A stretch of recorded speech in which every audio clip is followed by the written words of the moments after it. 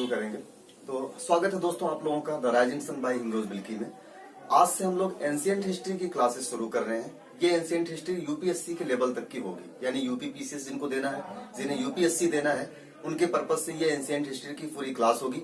इसके अलावा अगर आप और तैयारी कर रहे हैं, वनडेज एग्जाम भी दे रहे हैं, तो ये आपके लिए ये इतिहास काफी कारगर होगा। जिस प्रकार से प्रश्नों की प्रकृति हम देख रहे हैं, नेचर्स देख रहे हैं, खासतौर से पीसीएस और आईएएस में, तो उस नेचर के हिसाब से यहाँ पे इतिहास को एक ओवरव्यू के रूप में आज हम लोग देखेंगे क्या है, किस प्रकार से प्रश्न पूछे जाते हैं। और आगे की जो क्लासेस होंगी, एंशिएंट हिस्ट्री की जो भी वीडियोस अपलोड होंगे, वो उस लेवल तक आपको पहुंचाएगी। इसके अलावा अगर आप यहाँ से इतिहास पढ़ लेते हैं, तो इसके अलावा फिर आपको ना ऑनलाइन या ऑफलाइन कहीं भी अदर जगह कोचिंग करने की जरूरत नहीं होगी। हमने बताया कि इस चैनल का जो मुख्य मोटो है, आपके पास सही मटेरियल को पहुंचाना, सही स्टडी मटेरियल पहुंचाना और सही मैटर जो होने चाहिए, जो वीडियोस होने चाहिए, वो पहुंचाना है। न कि सिर्फ यहाँ पे व्यू बढ़ाने के पर्पज से कोई वीडियो नहीं डाला जाएगा। इस पे हमने आपसे चर्चा इससे पहले भी हमने बताया था कि इस चैनल का जो वास्तव में जो मकसद है, वो सिलेक्शन को लेकर के मकसद है और सही चीजें आप तक पहुंचाना। उसी के तहत आज से हम लोग एंशिएंट हिस्ट्री शुरू करेंगे और ये जो हमारा क्लास होगा, एंशिएंट हिस्ट्री का पूरा ओवरव्यू हम लोग लेंगे कि एंशिएंट हिस्ट्री की किस प्रकार से शुरुआत होती है और हमें क्या पढ़ना है। फिर आगे से हम लोग क्रमबद्ध रूप से एक एक क्रम से पार्ट 1 पार्ट 2 करके वीडियोज अपलोड होंगी। आप लोगों को पार्ट 1 पार्ट 2 क्रमबद्ध रूप से सारे वीडियोज को देखने। एक बार अगर पूरा वीडियोस, पूरा एंशिएंट हिस्ट्री देख लेते हैं, तो फिर आपका एंशिएंट हिस्ट्री बहुत ही स्ट्रांग हो जाएगा, अवधारणात्मक रूप से भी काफी स्ट्रांग हो जाएगा और तथ्यात्मक रूप से भी काफी स्ट्रांग हो जाएंगे। यानी एंशिएंट हिस्ट्री को लेकर के आप निश्चिंत रह सकते हैं हमारे इस वीडियो से। तो हम लोग आज शुरू करेंगे कि एंशिएंट हिस्ट्री हम लोगों को पढ़ना है।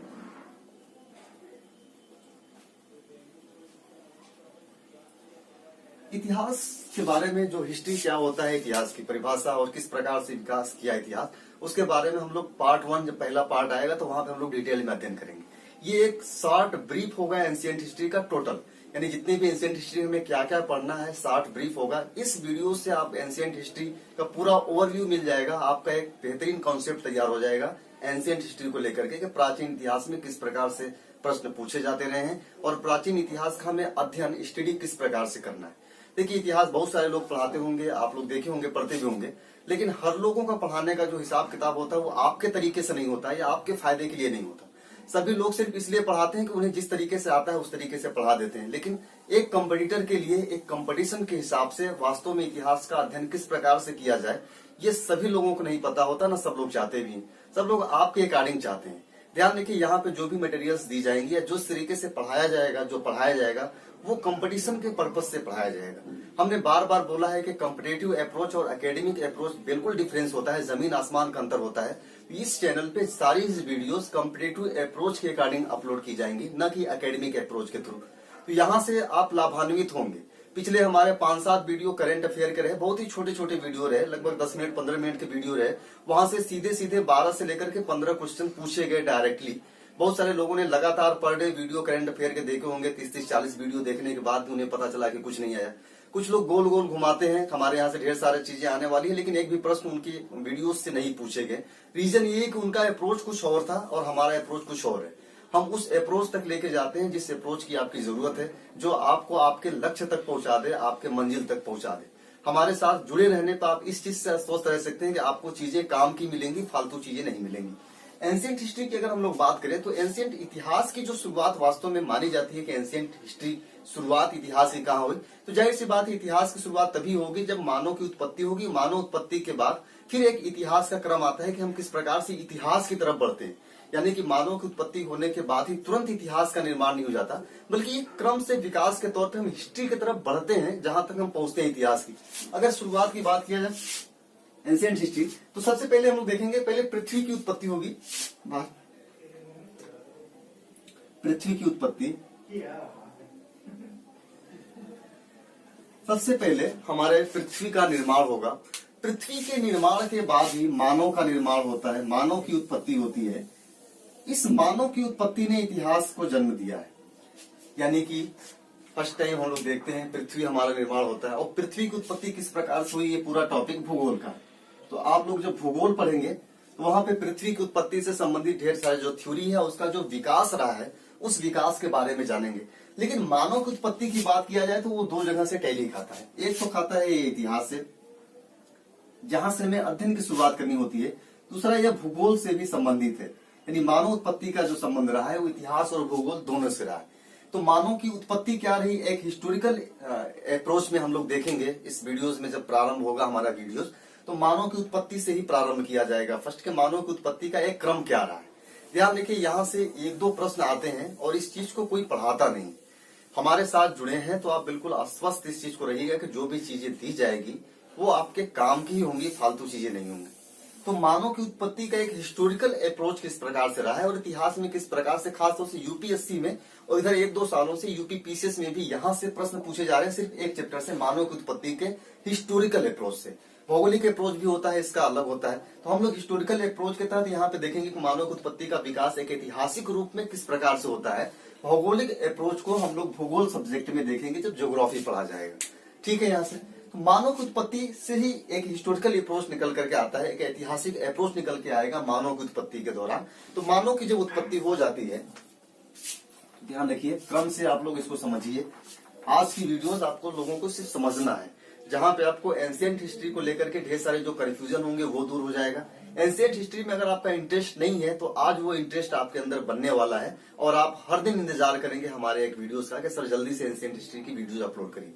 ये हमारा आपसे वादा है। देखिएगा आप लोग किस प्रकार से एंशिएंट हिस्ट्री में हम आपका इंटरेस्ट पैदा करते हैं और यहाँ से ढेर सारे प्रश्न पूछे जाते हैं, चाहे यूपीएससी हो या यूपी पीसीएस हो या अदर कोई भी एग्जाम हो। प्राचीन इतिहास से काफी प्रश्न पूछे जाते हैं। बहुत ही इंपॉर्टेंट ये पार्ट है पूरा एंशिएंट हिस्ट्री का। तो इस हिस्ट्री पे हमें कमांड अच्छे तरीके से करना है ताकि यहाँ से आए हुए मैक्सिमम प्रश्न हम सॉल्व कर सकें, चाहे यूपी पीसीएस हो या यूपीएससी हो। ध्यान रखिएगा, पूरा एंशिएंट हिस्ट्री पढ़ने के बाद हम लोग देखेंगे कि हम लोग उस लेवल तक पहुंच जाते हैं। आप लोग खुद महसूस करेंगे कि हाँ सर अब हम उस लेवल तक पहुंच चुके हैं जहां हमें जरूरत नहीं है किसी और कोचिंग की। तो पृथ्वी की हम लोग देख लेते हैं कि मानव जब पृथ्वी की उत्पत्ति जब होती है तो ध्यान रखिए, हमने देखा पृथ्वी की उत्पत्ति। दूसरा पॉइंट हम लोगों ने देखा मानव की उत्पत्ति या विकास। मानव की उत्पत्ति का विकास एंशिएंट इतिहास में जब हम लोग आते हैं तो सबसे पहले हम लोग देखते हैं भारत का भौगोलिक विभाजन।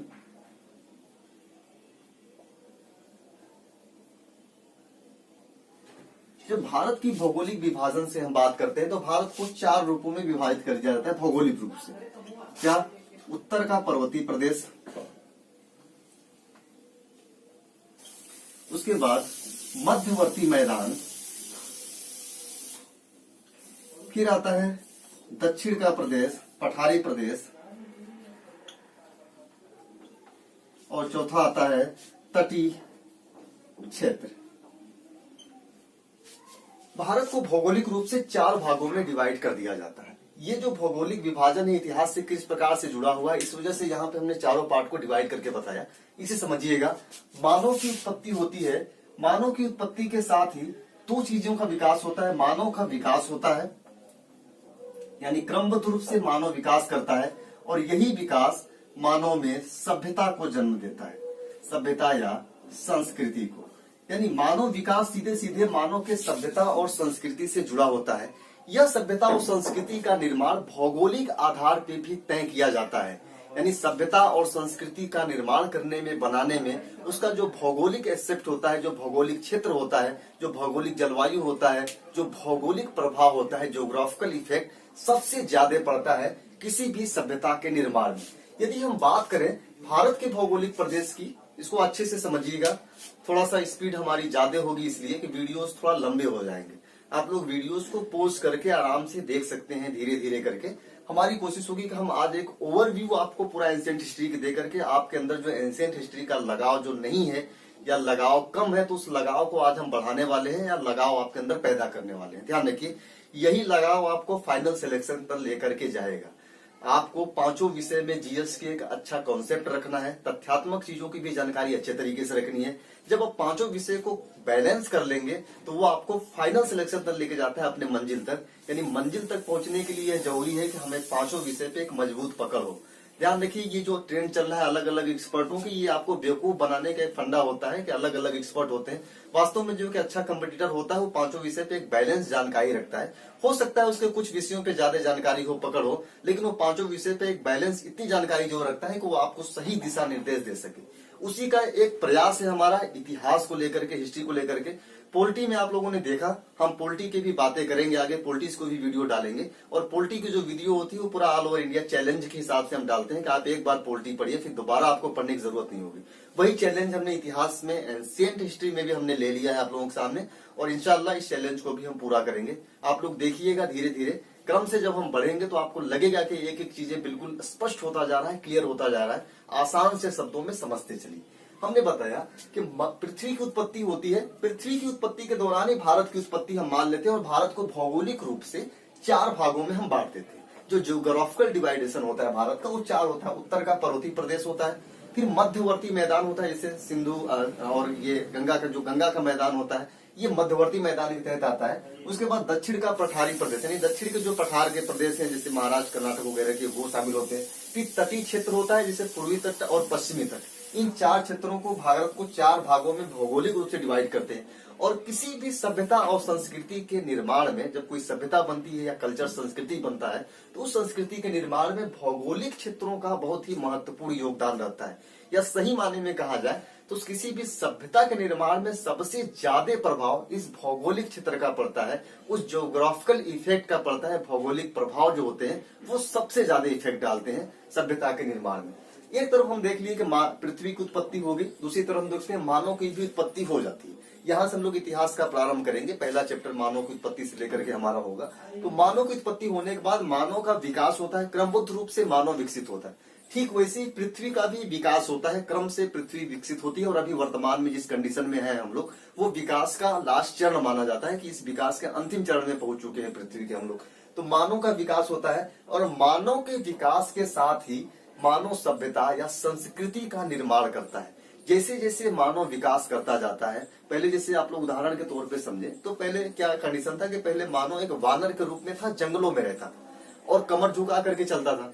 जब वो जंगलों से बाहर मैदानी क्षेत्रों में आते हैं, क्योंकि जंगलों में पेड़ पे उनको कमर लटका करके डाकना, तोड़ना, पत्ते तोड़ना, इस तरीके से करते थे। लेकिन मैदानी क्षेत्रों में आने पर उन्हें कमर उठाना पड़ा, ताकि सीधे सीधे वो कमर झुका करके नहीं चल सकते। तो मैदानी क्षेत्रों का जो भौगोलिक प्रभाव पड़ा, इससे प्रभाव ये पड़ा कि धीरे धीरे उन्होंने कमर को सीधा करना शुरू कर दिया। और फिर एक क्रम से आज हम लोग जिस कंडीशन में हैं, हम लोग देखते हैं कि उसी का विकास है, विकास के अंतिम चरण पे पहुंच गए। तो हम लोग देखेंगे किस प्रकार से अंतिम चरण पर हम लोग विकास के पहुंचते हैं। तो मानव के विकास से इस सभ्यता का निर्माण होता है, और इस सभ्यता का निर्माण में सबसे ज्यादा प्रभाव भौगोलिक प्रदेशों का पड़ता है। कैसे पड़ता है इसको देखिए।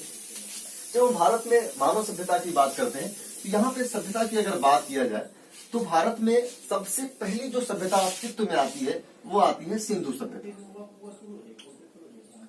अगर विश्व के परिप्रेक्ष्य में हम बात कर लें कि विश्व में सबसे पहली सभ्यता कौन सी आती है, तो विश्व में जो सभ्यता का विकास होता है,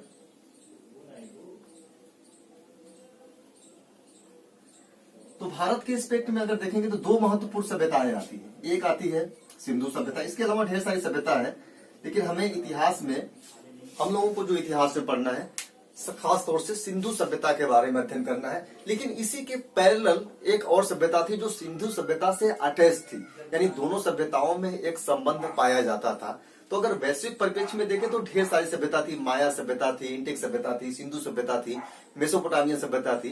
लेकिन हमारे एग्जाम के पॉइंट ऑफ व्यू से 2 सभ्यताएं काफी इंपॉर्टेंट है। एक तो सिंधु सभ्यता, दूसरा मेसोपोटामिया सभ्यता। मेसोपोटामिया, ये जो सभ्यता थी मेसोपोटामिया, ये मिस्र में पाई जाती थी, और सिंधु सभ्यता भारत में पाई जाती थी।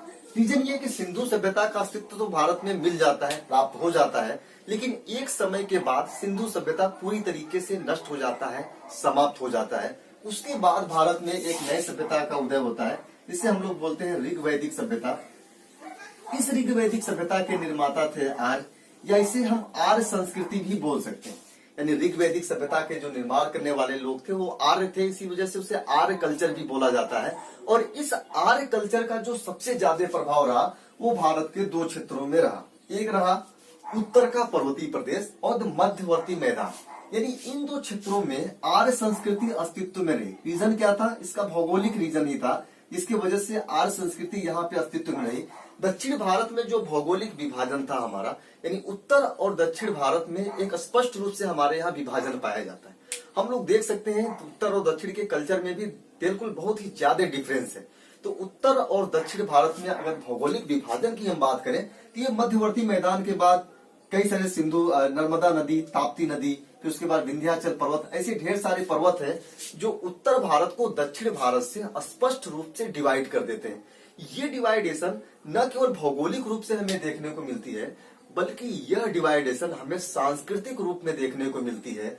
उत्तर भारत में जिस सभ्यता का निर्माण हो रहा था, जो कल्चर्स डेवलप हो रहा था, उस कल्चर को आर्य संस्कृति या आर्य कल्चर बोला गया, और दक्षिण भारत में जिस सभ्यता का निर्माण हो रहा था, जो कल्चर डेवलप हो रहा था, उसे द्रविड़ संस्कृति या द्रविड़ कल्चर कहा गया।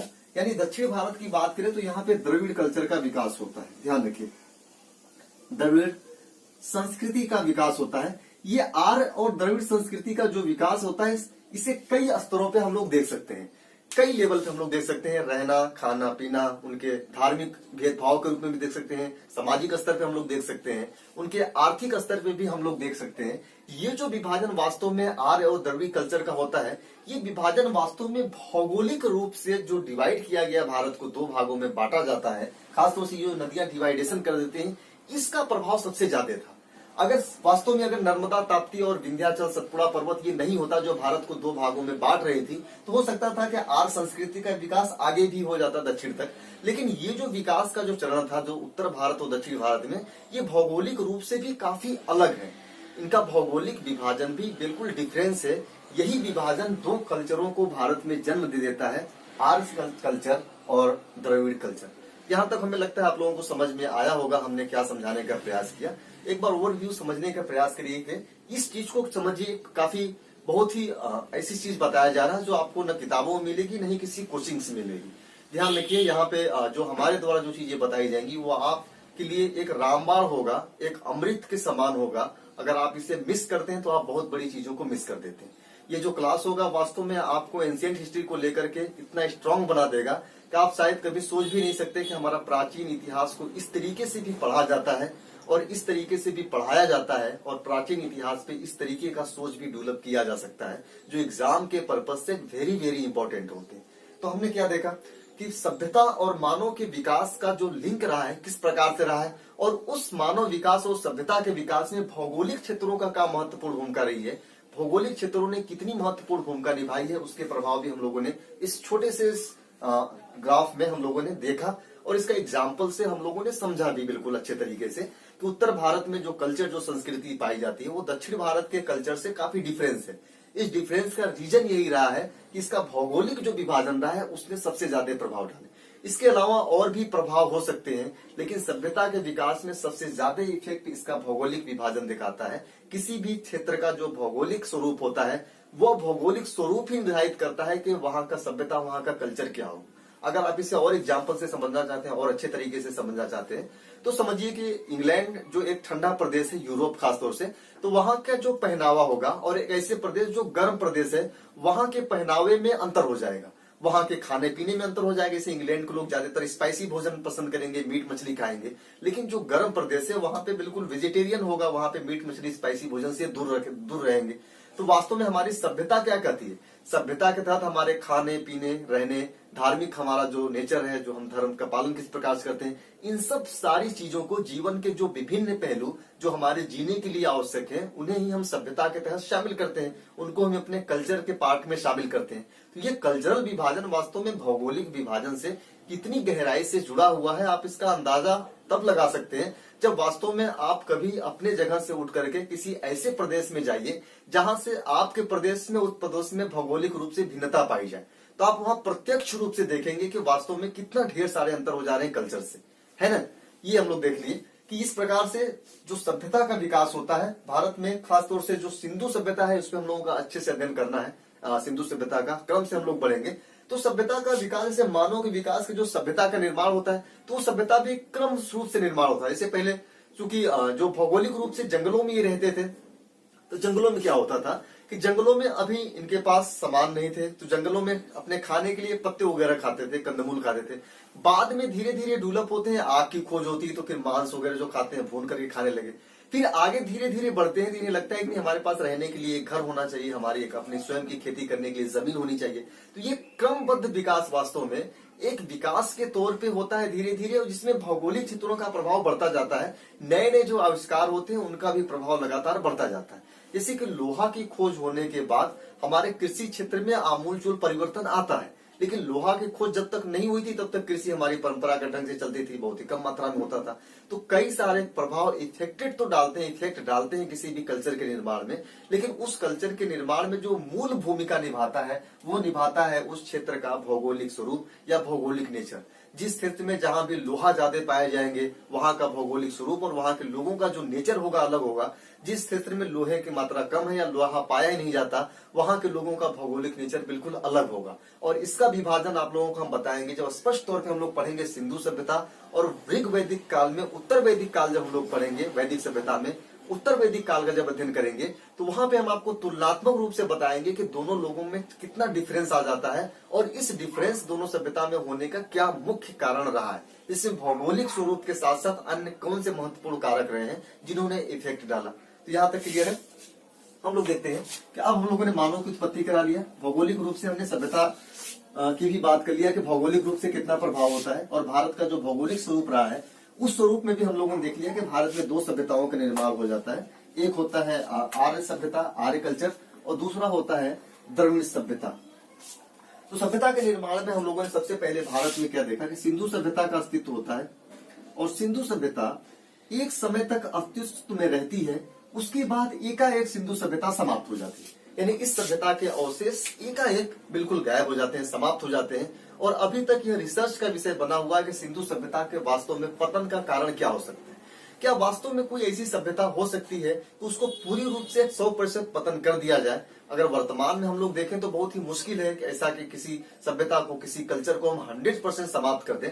लेकिन सिंधु सभ्यता इसका एक एग्जाम्पल माना जाता है जो अब पूरी तरीके से समाप्त हो चुकी है। अगर अभी बात करें हम सिंधु सभ्यता की तो अभी सिंधु सभ्यता का जीवित अवशेष हमारे पास कुछ नहीं है जो यह कह सके कि हम सिंधु सभ्यता से बिलोंग करते हैं। तो सिंधु सभ्यता के बाद एक नए सभ्यता का भारत में जन्म होता है और उस सभ्यता का नाम था ऋग वैदिक सभ्यता। ऋग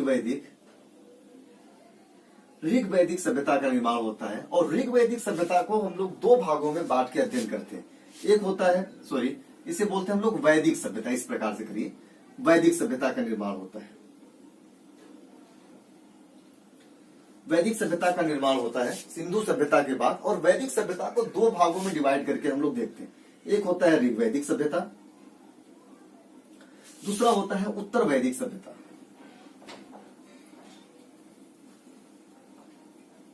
उत्तर वैदिक सभ्यता, ऋग वैदिक सभ्यता को कभी कभी पूर्व वैदिक सभ्यता भी बोल देते हैं। इन दोनों सभ्यताओं के बाद यहाँ से एक नए कल्चर की शुरुआत होती है, भारत में नए सभ्यता का शुरुआत होता है। यहाँ से कास्ट फॉर्मेशन होता है, वर्ण व्यवस्था की उत्पत्ति होती है, और ये जो कास्ट फॉर्मेशन जाति व्यवस्था यहाँ पूरी तरीके से स्थापित होता है।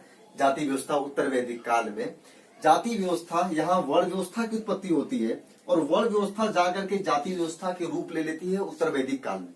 यानी जब हम लोग ऋग वैदिक और उत्तर वैदिक काल का अध्ययन करेंगे तो वहां पे हम लोग देखेंगे कि हमारे यहाँ कास्ट फॉर्मेशन, जाति व्यवस्था किस प्रकार से होता है, या कास्ट का निर्माण या जाति का निर्माण किस प्रकार से होता है, और जाति के निर्माण में सबसे महत्वपूर्ण भूमिका वर्ण जो निभाती है, तो ये वर्ण वास्तव में कब जाकर के जाति बन जाती है। उत्तर वैदिक काल में कई सारी नई व्यवस्थाएं स्थापित होती हैं, जो नए सभ्यता में गुण, नए नए गुण आ जाते हैं। यानी सभ्यता के विकास के दौरान उत्तर वैदिक काल में कई नई सारी चीजों की शुरुआत की गई। उसे हम लोग देखेंगे कैसे कन्वर्ट किया गया। यूपीएससी में बार बार यहाँ से प्रश्न पूछे जाते हैं, दोनों को तुलनात्मक रूप से पूछ लिया जाता है, ऋग वैदिक और उत्तर वैदिक काल की। तो सभ्यता का विकास उत्तर वैदिक काल के बाद जो सभ्यता विकसित होती है, उसके बाद यही चरण विकसित होकर के उत्तर वैदिक काल और भी अपने कठिन रूप में आती है और भी अपने उलझाऊ रूप में आ जाती है। और इस सभ्यता को जिस तरीके से उलझा करके बनाया गया उत्तर वैदिक काल के बाद, वह सभ्यता आगे जाके बढ़ती है और बुलाती है सूत्र काल आ जाता है। और सूत्र काल के बाद एक और काल आता है जिसे हम लोग बोलते हैं महाकाव्य काल। महाकाव्य काल, इस महाकाव्य काल में दो महाकाव्यों की रचना की गई थी, रामायण और महाभारत। ध्यान रखिए, रामायण महाभारत से प्राचीन मानी जाती है, पहले की मानी जाती है।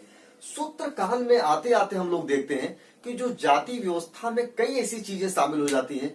इस कल्चर में, सभ्यता में कई ऐसी चीजें शामिल हो जाती हैं जिसे मानव एक्सेप्ट करने के लिए तैयार नहीं था, या मानव को लगता था कि यह बिल्कुल गलत है। यहाँ पे कई प्रकार के संस्कार, यज्ञों में बलि की प्रथा, हिंसा बहुत ही जोरों पे पहुंच गई थी। बलि, ढेर सारे बलि दिए जाते थे, बैलों के, भैंसों के, ऊँटों के, इवन की मनुष्यों के भी बलि देने की प्रथा प्रारंभ हो गई थी। यानी यहाँ पे हिंसा चरम पे था, अंधविश्वास चरम पे था। यज्ञों की अवधारणा के नाम पे, यज्ञों के नाम पे ढेर सारी हिंसाएं होती थी, बलि दिया जाता था। तो यहाँ पे जो शुरुआत होता है उत्तर वैदिक काल में, जिस व्यवस्था की शुरुआत होती है, उस व्यवस्था ने मानव में एक घोर निराशा को पैदा किया। वो निराशा थी अपने व्यवस्था, अपने धर्म को लेकर के, कि धर्म में कई सारे ऐसे कर्मकांड शामिल कर लिए गए जो पूरी तरीके से अनैतिक थे या अतार्किक थे। इन अनैतिक और अतार्किक धार्मिक कर्मकांडों के विरोध में ही उत्तर वैदिक काल और सूत्र काल में ये जो कर्मकांड थे, अनैतिक या अन्यायपूर्ण जो कर्मकांड थे, सूत्र काल में और मजबूती से, कड़ाई से लागू किए जाते हैं। ध्यान रखिए, उत्तर वैदिक काल में जिन कर्मकांडों की शुरुआत की गई वो कुछ लेवल तक तो बैलेंस में थे, लेकिन सूत्र काल तक जाते जाते वो जो अंधविश्वास कर्मकांड थे बहुत ही कड़ाई से समाज पे लागू करने का प्रयास किया गया। इवन कि यहाँ तक कहा गया कि जो व्यक्ति इन कर्मकांडों को नहीं मानेगा, जो व्यक्ति इन्हें नहीं मानता है, इनका पालन नहीं करता है, उसके लिए ढेर सारे दंड के भी प्रावधान किए गए कि उसे दंडित किया जाए। यानी लोगों के अंदर, आम जो जनमानस थी, आम जो प्रजा थी, आम लोग जो रहने वाले थे, उनके अंदर एक निराशा थी, हताशा थी कि ये जबरदस्ती के कर्मकांड हमारे ऊपर लागू किए जा रहे हैं। लोग इससे मुक्त होना चाहते थे, इस कर्मकांडों से, अंधविश्वासों से लोग मुक्ति का राह देख रहे थे कि कोई ऐसा व्यक्ति आए जो हमें इन कर्मकांडों से मुक्त करे। हम आजाद होना चाहते हैं। इसी एस्पेक्ट में उत्तर वैदिक काल के बाद, यानी सूत्र काल के बाद, कुछ नए धर्मों की उत्पत्ति होती है। तो नए धर्मों की उत्पत्ति, ध्यान रखिए, ये जो क्रम चल रहा है इसको अच्छे से समझिए, इस क्रम को अच्छे से समझने का प्रयास करिए। हम क्या समझाना चाह रहे हैं, हम आज एंशिएंट हिस्ट्री को लेकर के फुल ओवरव्यू आपके सामने ला रहे हैं कि हमें पूरा एंशिएंट हिस्ट्री में क्या पढ़ना है और किस प्रकार से पढ़ना है। अभी अगर इस लेक्चर को देख लेते हैं तो ये लेक्चर आपके लिए बहुत ही महत्वपूर्ण होगा। ये लेक्चर आपके अंदर एंशिएंट हिस्ट्री को लेकर के ढेर सारे कंफ्यूजन दूर करेगी और आप उस लेवल तक सोचने की क्षमता हो जाएगी। अब कभी एंशिएंट हिस्ट्री आप पढ़ेंगे तो आपको लगेगा कि हमें क्या पढ़ना चाहिए और क्या नहीं पढ़ना चाहिए। तो यहाँ हम लोगों ने देखा गया कि सूत्र काल में जो कर्मकांड, अंधविश्वास स्थापित हुए, उन कर्मकांडों के विरोध में कुछ नए धर्मों की उत्पत्ति होती है। क्योंकि ये जो धर्म उत्पन्न होते हैं, एक मिनट रुकिए, जब नए कर्मकांडों की बात किया गया सूत्र काल के विरोध में, या सूत्र काल में जो अंधविश्वास थे, सॉरी इस तरीके से लिखे, अंधविश्वास और अतार्किक और अन्यायपूर्ण, अतार्किक और अन्यायपूर्ण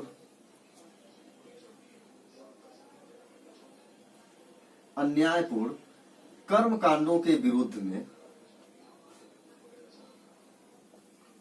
कुछ नए धर्मों की उत्पत्ति होती है। और इस समय दो नए धर्म महत्वपूर्ण थे जो काफी प्रभावशाली रहे, जिनका अध्ययन हम लोगों को करना है।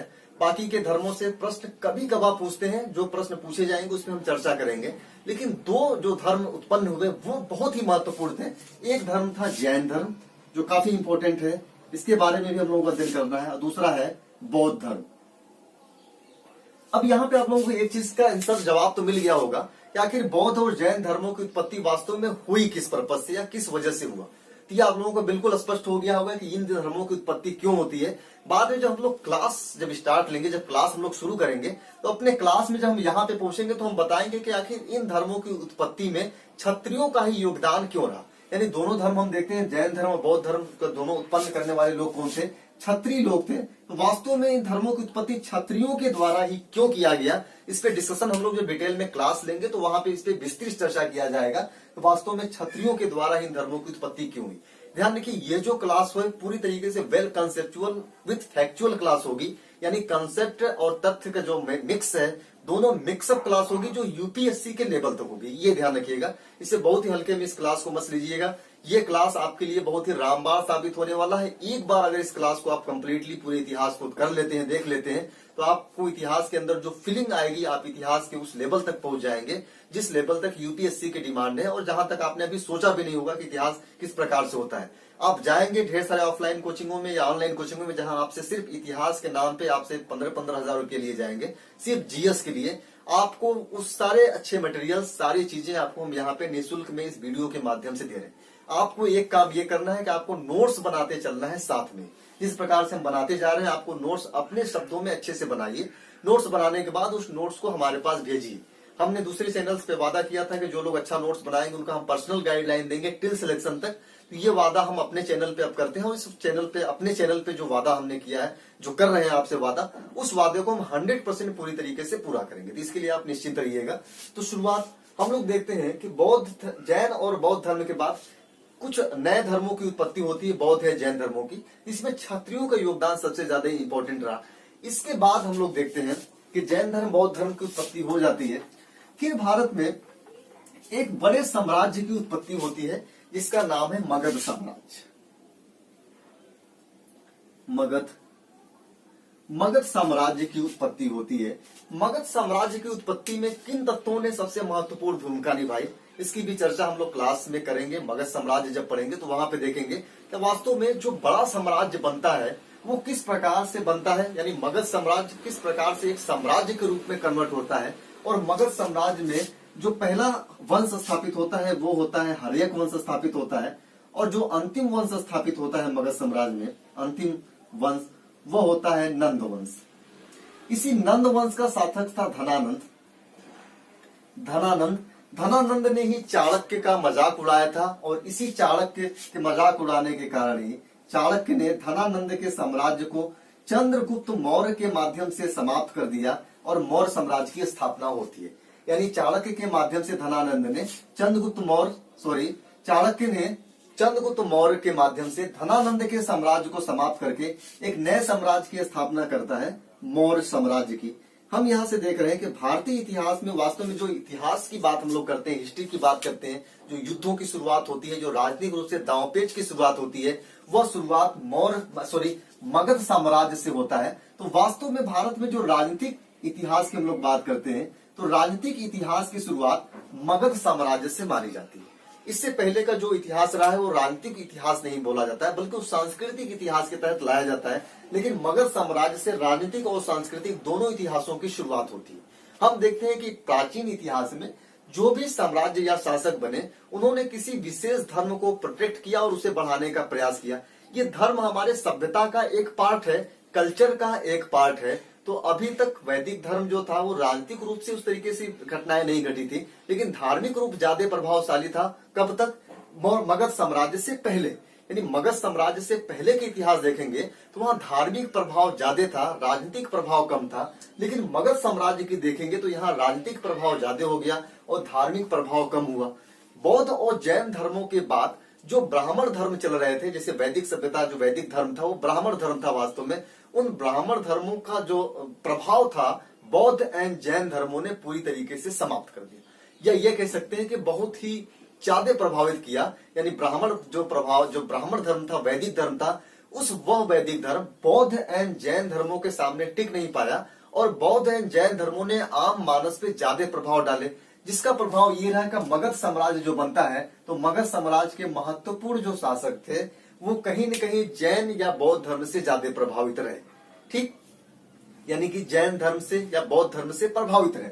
उसके बाद धनानंद जो बनता है, धनानंद के बाद चंद्रगुप्त मौर्य जब आता है, तो चंद्रगुप्त मौर्य पूरी तरीके से बौद्ध धर्म, ये जो मौर्य साम्राज्य था, इसमें अशोक का जन्म होता है, जो अशोक आता है शासक। यहाँ पे बौद्ध धर्म ज्यादा प्रभावशाली हो गया, सबसे ज्यादा प्रभावशाली हुआ। यानी सबसे ज्यादा बौद्ध धर्म का अगर विस्तार किया जाए तो मौर्य साम्राज्य में होता है और अशोक के काल में होता है।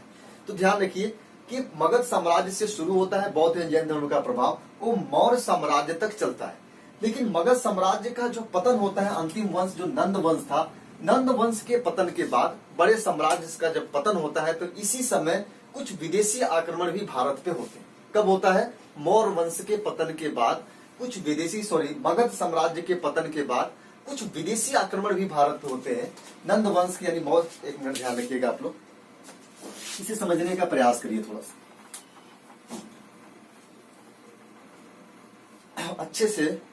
थोड़ा अच्छे से इसको समझिए। समझ लेंगे सारा जो कंफ्यूजन है आपका, जो सारा चीजें हैं प्राचीन इतिहास को लेकर के काफी दूर हो जाएगा। हमने मगध साम्राज्य की बात किया। मगध साम्राज्य में हमने बताया पहला वंश था हर्यक वंश, दूसरा अंतिम वंश आता है नंद वंश, पहला और अंतिम वंश। नंद वंश के पतन के बाद भारत में कुछ विदेशी आक्रमण होते हैं, जिसे बोलते हैं हम लोग पहला विदेशी आक्रमण। तो पहली बार भारत में जो विदेशी आक्रमण होता है कब होता है? मगध साम्राज्य के पतन के बाद, और यह आक्रमण होता है ईरानियों के द्वारा या पारसियों के द्वारा होता है, ईरानी या पारसी के द्वारा। ये पहले लोग थे, यानी ईरानी पहले ऐसे लोग थे जिन्होंने भारत पे आक्रमण किया फर्स्ट टाइम। इसी समय यूनानियों का भी आक्रमण होता है, और यूनानियों के आक्रमण में जो सबसे फेमस है आप लोगों को पता है, सिकंदर का आक्रमण भी इसी समय होता है। सिकंदर का आक्रमण भी सेम इसी समय होता है, मगध साम्राज्य के पतन के बाद होता है। ठीक है, यहां तक क्लियर है। साम्राज्य के लास्ट में दो विदेशी आक्रमण होते हैं, एक ईरानियों का आक्रमण होता है, दूसरा होता है यूनानियों का आक्रमण। लेकिन इनका प्रभाव बहुत ज्यादा बड़े क्षेत्रों पर नहीं रहा, बल्कि पश्चिमी भारत से ही वो लौट गए, यानी पाकिस्तान अफगानिस्तान वाला जो क्षेत्र था वहीं से ये वापस हो जाते हैं। इसी समय नंद वंश का पतन करके चंद्रगुप्त मौर्य ने एक नए साम्राज्य की स्थापना किया था, इसका नाम था मौर्य साम्राज्य। यानी नंद वंश के अंतिम शासक जो धनानंद था, धनानंद की हत्या करके चंद्रगुप्त मौर्य ने मौर्य साम्राज्य की स्थापना किया, और भारतीय इतिहास में यह साम्राज्य ने काफी बड़े क्षेत्रों पर अपना साम्राज्य स्थापित किया। तो यहाँ हम देख रहे हैं अब मगध साम्राज्य के बाद हमारा आ जाता है मौर्य साम्राज्य। मौर्य साम्राज्य। तो मौर्य साम्राज्य में जो सबसे महत्वपूर्ण शासक रहा अशोक। हालांकि चंद्रगुप्त मौर्य भी एक महत्वपूर्ण शासक था, हम लोग पढ़ेंगे तो एक एक शासकों का अध्ययन डिटेल में करेंगे। यहाँ बस समझने का प्रयास करिए कि मौर्य साम्राज्य में अशोक ने बौद्ध धर्म को प्रोटेक्ट किया और बौद्ध धर्म के बड़े स्तरों पर प्रचार किया, यहाँ तक कि श्रीलंका तक जाकर के उसने प्रचार करवाया बौद्ध धर्म का। अपने शासन व्यवस्था में धम्म व्यवस्था को लागू किया। जब हम लोग एंशिएंट पढ़ेंगे तो वहां देखेंगे धम्म व्यवस्था होता है क्या, अच्छे तरीके से समझेंगे। बौद्ध जब अशोक का जो उत्तराधिकारी होते हैं वो कमजोर होते हैं, यानी मौर्य साम्राज्य के बड़े साम्राज्य के रूप में कन्वर्ट हुआ, लेकिन अशोक के बाद जो उसके उत्तराधिकारी रहे इतने योग्य नहीं रहे, और इस साम्राज्य में छोटे छोटे कई राज्यों की स्थापना होती है। ध्यान देखिए, हम लोग क्या देख रहे थे कि उत्तर वैदिक काल के बाद जो ब्राह्मण धर्म थे, खासतौर से ब्राह्मण धर्मों के सबसे ज्यादा चैलेंज देते हैं बौद्ध और जैन धर्म। इन धर्मों के प्रभाव में ब्राह्मण धर्म पूरी तरीके से एक तरीके से प्रभावहीन हो गया। लोग उससे कम प्रभावित हुए। सबसे ज्यादा प्रभावित होने वाले लोग हुए बौद्ध धर्म से, और न केवल बौद्ध धर्म का प्रभाव आम लोगों पे था, बल्कि राजाओं पर भी पड़ा, शासकों पर भी पड़ा, और सबसे ज्यादा प्रभावित हुआ अशोक। यानी मौर्य और मगध साम्राज्य में बौद्ध धर्म को प्रोटेक्ट किया गया और बौद्ध धर्म का विस्तार होता रहा, और सबसे ज्यादा बौद्ध धर्म विस्तृत हुआ मौर्य साम्राज्य में अशोक के द्वारा। लेकिन इसी समय फिर से उस प्राचीन व्यवस्था को लागू करने का प्रयास चल रहा था कि ब्राह्मण धर्म को फिर से लागू किया जाए। तो अशोक के बाद जो ही मौर्य साम्राज्य में उसके जो उत्तराधिकारी, योग्य उत्तराधिकारी नहीं आते हैं, मौर्य साम्राज्य जो ही कमजोर होता है, यूं ही मौका लगा करके मौर्य साम्राज्य के बाद मौर्योत्तर काल में ब्राह्मण राज्य की स्थापना किया गया। ये जो ब्राह्मण राज्य थे, ध्यान रखिएगा, ब्राह्मण राज्य की स्थापना किया गया, जिसमें सबसे पहले सबसे महत्वपूर्ण आता है शुंग वंश की स्थापना, फिर दूसरा आता है आंध्र सातवाहन वंश। ध्यान रखिएगा, आंध्र सातवाहन वंश, आंध्र सातवाहन वंश। इतिहास को यहां से समझने का प्रयास करिए। हम एक जगह से शुरू करते हैं, फिर घूम करके हम वहीं पे आ जाते हैं इतिहास में। शुरुआत इतिहास होता है वैदिक सभ्यता से, जहां पे ब्राह्मण धर्म का अस्तित्व होता है। ब्राह्मण धर्म में बढ़ते हुए कर्मकांडों के विरोध के स्वरूप दो धर्मों की उत्पत्ति होती है, जैन और बौद्ध धर्म की उत्पत्ति होती है। और इस जैन और बौद्ध धर्मों का प्रभाव आने वाले राजाओं पे पड़ा, आने वाले शासकों पे पड़ा। मगध और मौर्य साम्राज्य में इसका प्रभाव रहा। मौर्य साम्राज्य में अशोक सबसे ज्यादा बौद्ध धर्म से प्रभावित रहा, लेकिन इसी ब्राह्मण जो धर्म थे, ब्राह्मण धर्म को पुनः प्रभावी करने के लिए, पुनः उसी रूप में लागू करने के लिए अशोक के कमजोर उत्तराधिकारियों का फायदा उठाते ही, यानी जिस प्रकार अशोक एक कमजोर उत्तराधिकारी अशोक के होते हैं, राज्य की शक्ति केंद्रित पावर कमजोर होता है, उसी का फायदा उठाते ही पुनः ब्राह्मण राज्य की स्थापना की गई और जिसमें सबसे महत्वपूर्ण दो वंश आते हैं, शुंग वंश और आंध्र सातवाहन वंश। इन दोनों ने पुनः वैदिक धर्म को लागू करने का प्रयास किया। जो वैदिक काल में जिस प्रकार से कर्मकांड चले आ रहे थे, यज्ञों का प्रधान यज्ञ होते थे, उन सभी चीजों को इन दोनों ने लागू करने का प्रयास किया। लेकिन ये जो शुंग और आंध्र सातवाहन वंश है, ये वास्तव में उन्होंने एक भारत के बड़े क्षेत्रों पर अधिकार नहीं किया, बल्कि कुछ छोटे क्षेत्रों पर ही अपने प्रभाव जमाए रहे, जिसका सबसे ज्यादा प्रभाव यह पड़ा कि इसी समय कमजोर जान करके भारत की जो केंद्रीय व्यवस्था को कुछ विदेशी आक्रमण पुनः होते हैं। और ये जो विदेशी आक्रमण होते हैं मौर्योत्तर काल में, ये विदेशी आक्रमण भारत पे एक लंबे समय तक प्रभाव डालते हैं। उसका प्रभाव हम लोग देखेंगे, अभी तक हम उस लोग उसका प्रभाव देखेंगे, उनके कल्चर्स वगैरह अभी तक चले आ रहे हैं। यानी मौर्योत्तर काल में दो प्रकार के राज्यों की स्थापना होती है, ध्यान रखिए। मौर्य काल में हमने देखा अशोक के बाद, मौर्योत्तर काल की बात करें तो मौर्योत्तर काल में दो प्रकार के भारत में राज्य स्थापित होते हैं। एक तो होता है ब्राह्मण राज्य और दूसरा होता है विदेशी आक्रमण होते हैं। इस रूप में हम लोग समझना होगा। ब्राह्मण राज्यों में हम लोग देखा सबसे महत्वपूर्ण था शुंग वंश और दूसरा महत्वपूर्ण था आंध्र सातवाहन वंश।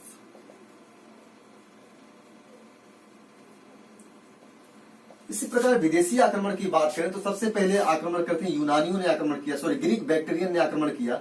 इसे हम लोग बोलते हैं हिंद यवन, इन्हें हिंद यवन भी बोला जाता है। इसके बाद शकों का आक्रमण होता है, शक आक्रमण करते हैं। फिर पहलव या पार्थियन इन्हें बोलते हैं हम लोग, पार्थियन ने आक्रमण किया। उसके बाद कुषाणों का आक्रमण हुआ, फिर हूणों का आक्रमण होता है। यानी मौर्योत्तर काल में हम देखते हैं भारत कई तरीके से कई भागों में विभाजित होता है। इसमें दो लोगों का काफी महत्वपूर्ण योगदान है। एक तो विदेशी आक्रमण हुए जो क्रम से हुए आक्रमण, ग्रीक बैक्टीरियन या हिंद यवनों का आक्रमण होता है। उसके बाद शक आक्रमण करते हैं, फिर पहलो या पार्थियन आक्रमण करते हैं, फिर कुषाणों का आक्रमण होता है। उसके बाद लास्ट में हूणों का आक्रमण होता है। और इस समय दो ब्राह्मण वंशी राज्य स्थापित हो चुके थे, शुंग और आंध्र सातवाहन वंश। लास्ट में इनके विभाजन के स्वरूप इनकी केंद्रीय शक्ति बहुत मजबूत नहीं थी दोनों लोगों की। इसी का फायदा उठाते हुए हालांकि कुषाणों ने भारत में एक बड़े साम्राज्य की स्थापना की, इवन कि चीन तक पहुंच गया था कुषाण, लेकिन उसके बाद इसके उत्तराधिकारी भी इतने मजबूत नहीं हुए कि उस साम्राज्य को, राज्य को बनाए रख सके। इन्हीं सबों का फायदा उठाते हुए, इनके कमजोर केंद्रीय प्रशासन का फायदा उठाते हुए भारत में पुनः एक नए बड़े साम्राज्य की स्थापना होती है। और उस साम्राज्य का नाम होता है गुप्त साम्राज्य, या जिसे बोलते हैं हम लोग गुप्त काल आता है। यानी गुप्त साम्राज्य के नाम पर ही गुप्त काल का नाम रख दिया गया है। तो एक नए साम्राज्य की स्थापना होती है, गुप्त साम्राज्य, जिसमें दो तीन शासक काफी महत्वपूर्ण हैं, जैसे समुद्रगुप्त, चंद्रगुप्त द्वितीय, चंद्रगुप्त सेकंड या विक्रमादित्य से बोलते हैं। ये दो शासक काफी महत्वपूर्ण हैं। जब हम लोग गुप्त साम्राज्य पढ़ेंगे तो हम लोग गुप्त साम्राज्य में जितने भी महत्वपूर्ण शासक रहे, जैसे महेंद्रगुप्त, समुद्रगुप्त, चंद्रगुप्त, इन लोगों के बारे में डिटेल में अध्ययन किया जाएगा। अभी इस बार जो पीसीएस हुआ था, यही समुद्रगुप्त से पूछा गया था कि इसने जो आक्रमण किए दक्षिण भारत में 9 राज्यों पर, वो 13 राज्यों पे, उन आक्रमणों में जो राजा थे और उनका जो क्षेत्र था उसका नाम पूछ लिया था। तो हम लोग जो गुप्त काल पढ़ेंगे तो वहां पे इसका डिटेल में विस्तृत अध्ययन करेंगे। ठीक, तो गुप्त साम्राज्य में भी एक बड़ा साम्राज्य गुप्त साम्राज्य स्थापित होता है भारतीय इतिहास में। और भारतीय इतिहास में गुप्त काल कई मायने में इसे गोल्डन पीरियड भी माना जाता है एंशिएंट हिस्ट्री का। तो किस एवज में गोल्डन पीरियड इसे मानते हैं, स्वर्णकाल माना जाता है, इस पे भी हम लोग डिस्कशन करेंगे अपने गुप्त काल जब पढ़ेंगे उस साम्राज्य में। गुप्त काल में ध्यान रखिए, जब बड़े साम्राज्य स्थापित होने के बाद लास्ट में जब उत्तराधिकारी उसके कमजोर होते हैं तो उसकी केंद्रीय सत्ता कमजोर हो जाती है। यानी जो कंट्रोलिंग पावर है बड़े बड़े क्षेत्रों पे वो कमजोर हो जाता है। और उसी का फायदा उठा करके क्षेत्रीय स्तर पे जो लोग मजबूत स्थिति में होते हैं, जो सामंत होते थे राजा के, इन क्षेत्रीय स्तर पे जो राजाओं के सामंत होते थे या राजाओं के नियंत्रण में जो कार्य करते थे, या क्षेत्रीय लेवल पे जो योद्धा टाइप के व्यक्ति होता था, वो इंतजार करता था कि राजा का केंद्रीय पावर कब कमजोर हो और हम बड़े लेवल पर अपने राज्य की स्थापना करें। यानी सभी की जिज्ञासा होती कि हमारी शासन व्यवस्था चले। जो ही पता चलता है कि केंद्रीय स्तर पे सत्ता कमजोर हो चुकी है, तो क्षेत्रीय स्तर पे जो लोग मजबूत स्थिति में होते हैं वो वहां पे कब्जा करके अपने तरीके से शासन व्यवस्था के चलाने का प्रयास करते हैं। यही होता है इस पीरियड को, उस काल को, जब क्षेत्रीय केंद्रीय स्तर पे सत्ता कमजोर हो जाती है, तो उसे हम लोग गुप्तोत्तर काल बोलते हैं, या पोस्ट जो है कि गुप्त काल इसे बोला जाता है। तो गुप्त काल के बाद नया एज की शुरुआत होती है गुप्तोत्तर काल। और इस गुप्तोत्तर काल में एक महत्वपूर्ण शासक रहा है पुष्यभूति वंश, थानेश्वर का पुष्यभूति वंश। ये भी बहुत ज्यादा मजबूत स्थिति में नहीं रहा, लेकिन इसने कुछ कार्य अच्छे किए, उसका प्रभाव कुछ बड़े क्षेत्रों पर स्थापित करने का प्रयास किया अपना शासक। लेकिन गुप्तोत्तर काल में पुष्यभूति वंश कुछ समय तक रहा। इसके बाद इसी काल में गुप्तोत्तर काल में जो छोटे छोटे जो क्षेत्रीय लेवल पे जो राज्यों का अस्तित्व होता है, नए कुछ क्षेत्रीय राज्य गठित होते हैं, जो क्षेत्रीय स्तर पे तो मजबूत थे, लेकिन आपस में ही उन्होंने युद्ध करना शुरू कर दिया। जिसमें एक सबसे महत्वपूर्ण त्रिकोणीय संघर्ष काफी फेमस है, जो गुप्तोत्तर काल में ही होता है, जहां पे क्षेत्रीय स्तर पे 3 वंशों के जो राजाओं थे उन्होंने आपस में कन्नौज को लेकर के युद्ध लड़ा।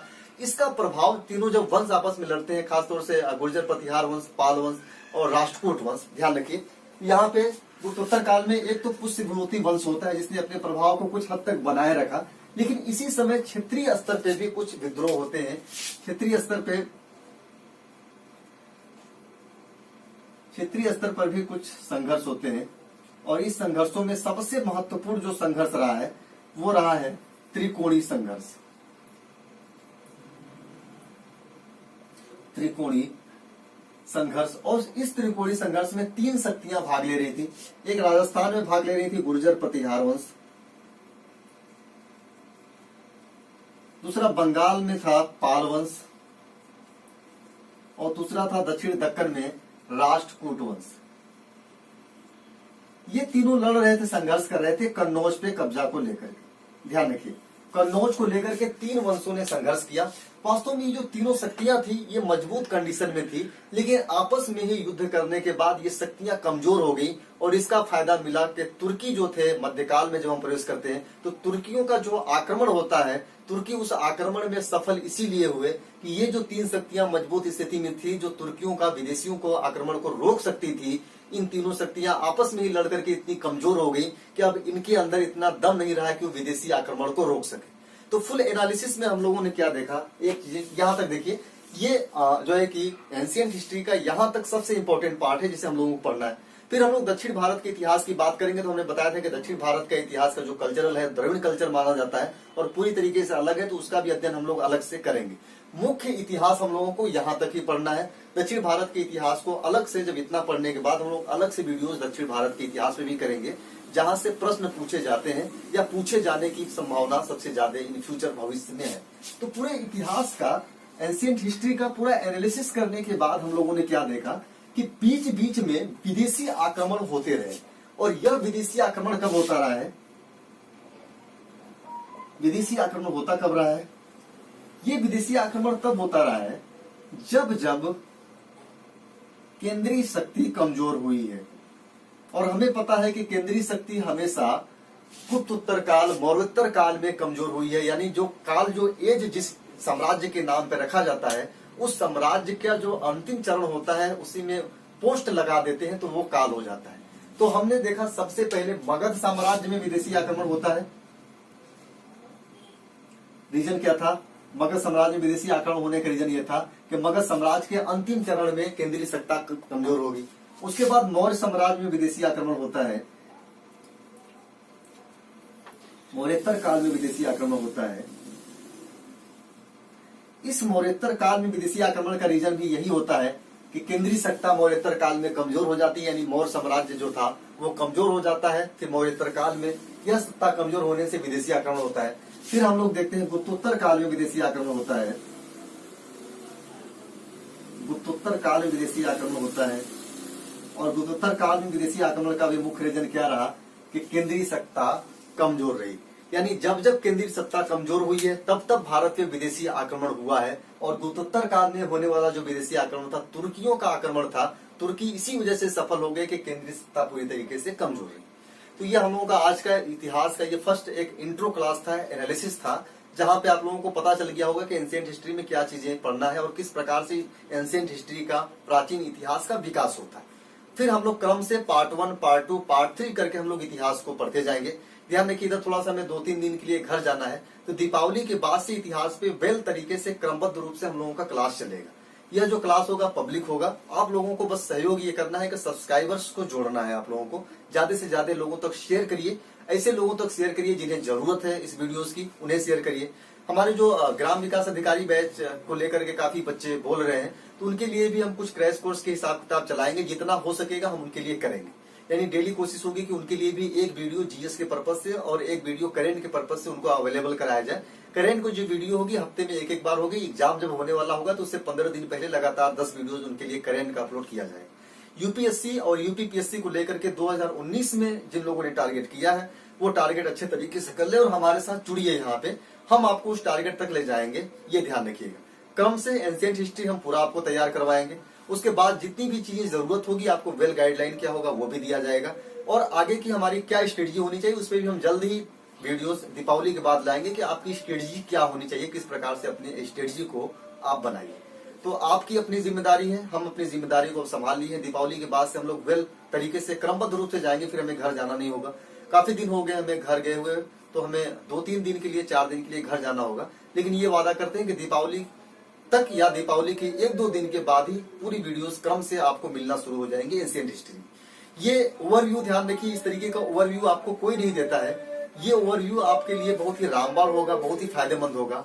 ये ओवरव्यू जो दिया गया है आपके लिए बहुत ही काम का होने वाला है। आपका पूरा जो कॉन्सेप्ट है, पूरा कंफ्यूजन है, वो कंफ्यूजन आपके अंदर ये ओवरव्यू डालेगा कि हमें किस प्रकार से पढ़ाई करना है एंशिएंट हिस्ट्री को और कैसे समझना है, कहां से पढ़ना है, क्या पढ़ना है, उसके लिए बिल्कुल निश्चिंत रहिए। सारी चीज एक एक चीजें आपको यहाँ से अवेलेबल कराई जाएगी, बस आप नोट्स बनाते चलिएगा साथ में। जिस प्रकार से आप लोगों ने अन्य जगहों पे हमारा साथ दिया ऑनलाइन क्लासेस में, तो वहां पे आप लोग साथ में नोट्स बनाते चलिएगा, ध्यान रखिए, ठीक है। तो फिर हम लोग मिलते हैं नेक्स्ट डे, मिलते हैं नेक्स्ट क्लास पार्ट 1 के साथ। और पार्ट 1 की शुरुआत हमारी होगी इतिहास, एकदम प्रारंभ से इतिहास को हम लोग समझेंगे और लास्ट तक जाएंगे क्रमबद्ध रूप से। 1, 2, 3 सीरीज पार्ट 1, पार्ट 2, पार्ट 3 करके वीडियोस आएगी, ध्यान रखिए। सारे पार्ट आपके लिए इंपॉर्टेंट है, कोई भी पार्ट आपका छूटना नहीं चाहिए। तो सभी पार्ट आपके लिए इंपॉर्टेंट है, सारे पार्ट देखिए।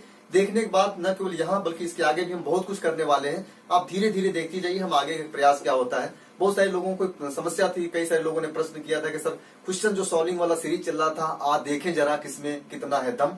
ये सीरीज भी बहुत जल्द ही हम लाने वाले हैं, और ये सीरीज भले ही लाइव नहीं होगा तो अपलोडेड होगा, लेकिन आपके लिए रामबाण होगा, काम का होगा, आपके सिलेक्शन के लिए बहुत ही इंपॉर्टेंट होगा। तो बिल्कुल कमर कस लीजिए हमारे साथ अगले सिलेक्शन के लिए। मेहनत करते रहिए, हमें सपोर्ट करते रहिए, हमें सहयोग देते रहिए, अच्छे कमेंट करिए, वही कमेंट हमारे लिए ऊर्जा का काम करेगा। तो अच्छे कमेंट करिए, लोगों को जोड़िए इस चैनल पे, लोगों तक पहुंचाइए जिन्हें जरूरत है। ऐसे चैनल पे जाने से बचिए जहां आपको गोल गोल सिर्फ घुमाया जाएगा, आपको गोल गोल कर किया जाएगा, जहां से एक भी प्रश्न फंसने वाले नहीं है। फालतू की चीजें आपको पढ़ाई जाएंगी, कुछ भी क्रमबद्ध रूप से नहीं पढ़ाया जाएगा। तो ध्यान रखिए, आपको क्रमबद्ध अध्ययन ही आपको सिलेक्शन तक पहुंचा सकता है, और उस क्रमबद्धता की जिम्मेदारी, उस क्रमबद्धता का भरोसा, ये विश्वास हम आपको दिलाते हैं कि हम आपको जो कुछ भी प्रोवाइड कराएंगे वो क्रमबद्ध रूप से होगा, कंप्लीट होगा। इसके बाद आपको ऑनलाइन या ऑफलाइन किसी भी दूसरी कोचिंग में जाने की जरूरत नहीं होगी। तो ठीक है दोस्तों, मैं आप चलता हूँ, अब फिर आप लोगों से मुलाकात होगी। ओके।